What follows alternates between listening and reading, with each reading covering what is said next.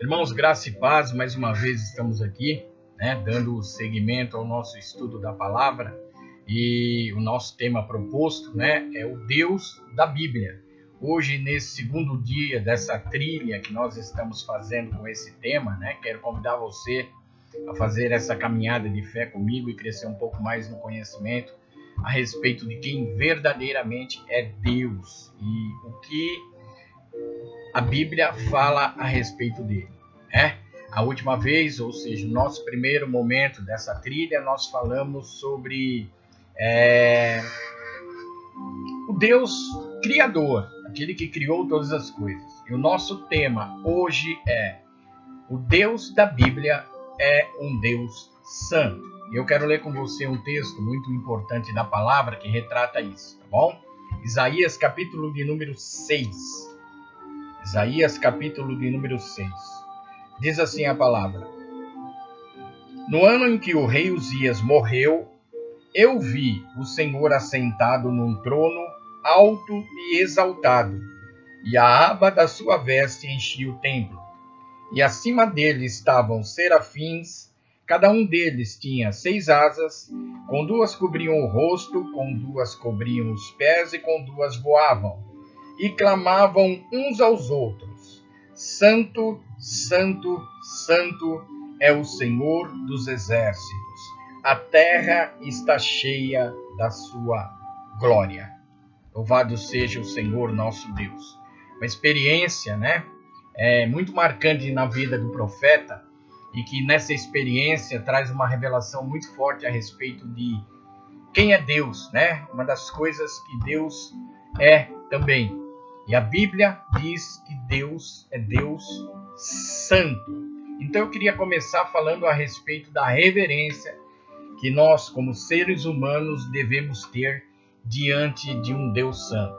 A começar pelo fato de entendermos que tratarmos a Deus como sendo, por exemplo, o cara lá de cima, como se querendo demonstrar intimidade com Deus, nós pudéssemos tratá-lo, como nós tratamos um amigo, um irmão.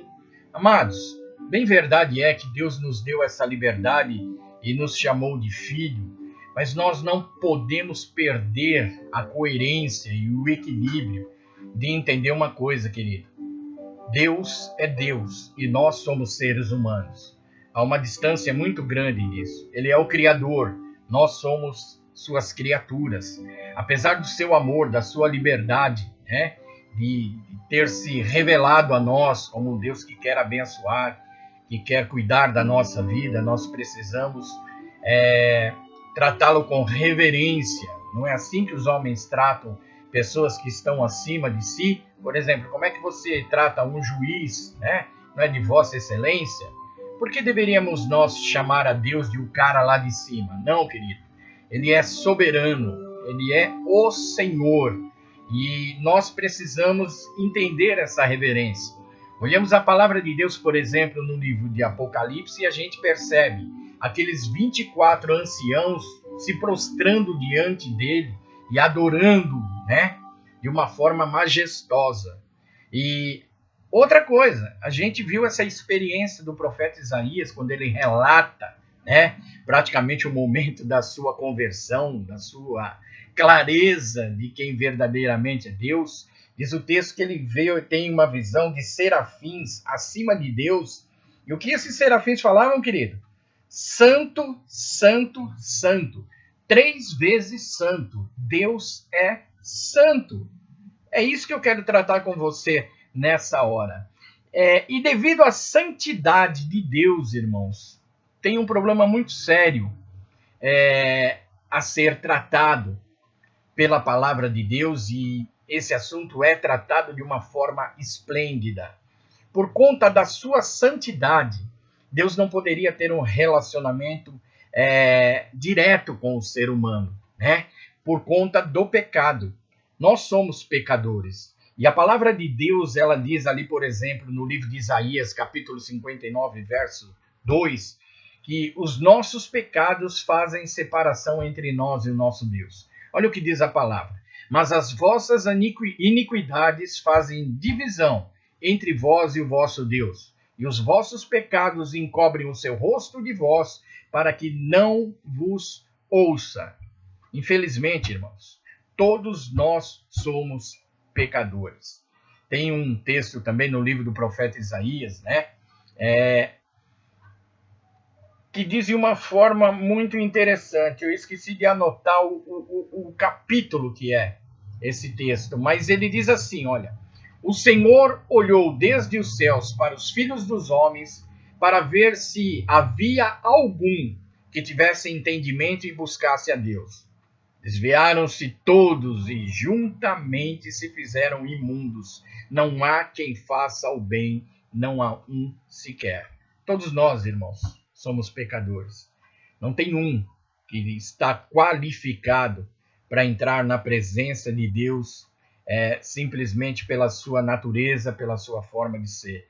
Então a gente entende uma coisa, querido, e para que se fizesse, ou se tivesse esse relacionamento de intimidade entre o homem e Deus, foi preciso Deus entrar em ação mais uma vez, e ele fez isso por intermédio do Filho dele, Jesus, e como já disse na reunião passada, na nossa conversa, né, nossa primeira conversa a respeito do Deus Criador, ele criou um meio para que essa diferença fosse desfeita.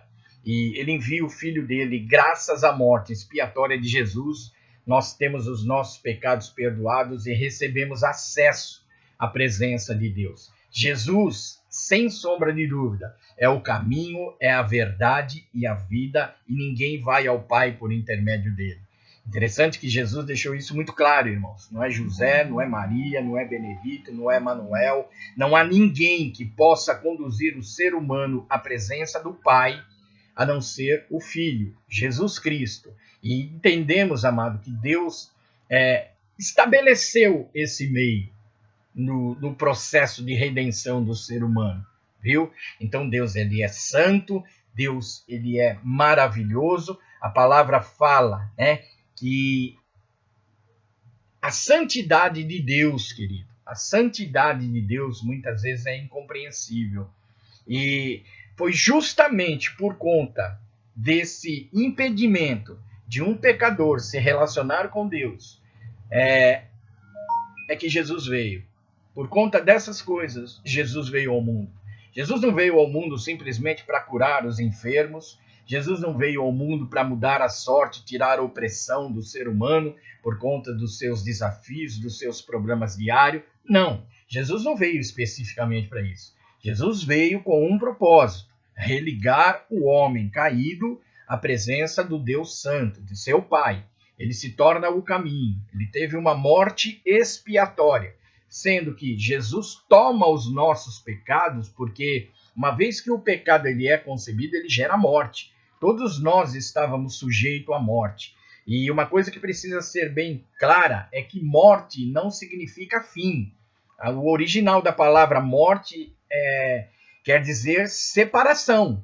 Então nós estávamos separados eternamente de Deus. E Jesus veio dar um cabo nessa situação. Então Jesus, na sua condição de um ser humano, né, vivendo aquele momento como um ser humano, a palavra de Deus diz que ele se esvazia da sua divindade e ele se torna um homem. E na sua condição de homem, ele morre sem a necessidade de morrer, porque ele viveu sem pecar, ele viveu sem estar na prática do pecado.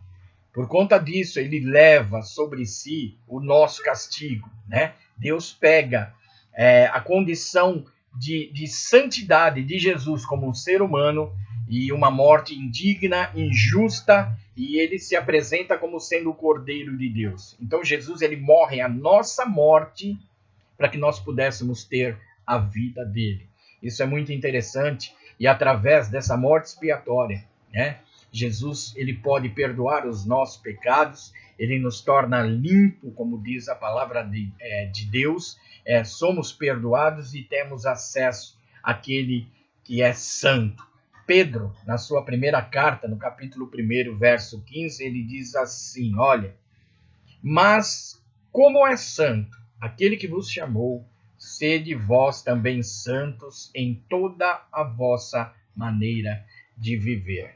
Então vamos encerrar essa nossa reflexão de hoje, essa caminhada, essa trilha desse dia, dizendo o seguinte: o Deus da Bíblia é um Deus santo, tá bom?